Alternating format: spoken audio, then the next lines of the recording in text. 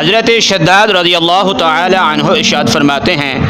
نبی اکرم صلی اللہ علیہ وآلہ وسلم نے ارشاد فرمایا، ان اللہ عز وجل یقول اذا ابتلیت عبدا من عبادی، اللہ تعالیٰ ارشاد فرماتا ہے میں جب کسی بندے کو کسی بیماری میں مبتلا کرتا ہوں، من عبادی مؤمنا، اپنے بندوں میں سے کسی مومن کو بیمار کروں تو وہ بیمار ہو کے ہائے ہائے نہ کرے، شکوہ شکایت نہ کرے، فحمدنی علی ما ابتلیتہ، میں نے بندے کو بیمار کیا تو اس نے میری حمد بیان کی کہ اللہ کی مرضی ہے، میں اس کی رضا پر راضی ہوں۔ فإنہ یقول من مضجعہ، جب وہ صحت مند ہو کے اپنی چار پائی سے اٹھتا ہے، کا یوم ولدتہ امہ،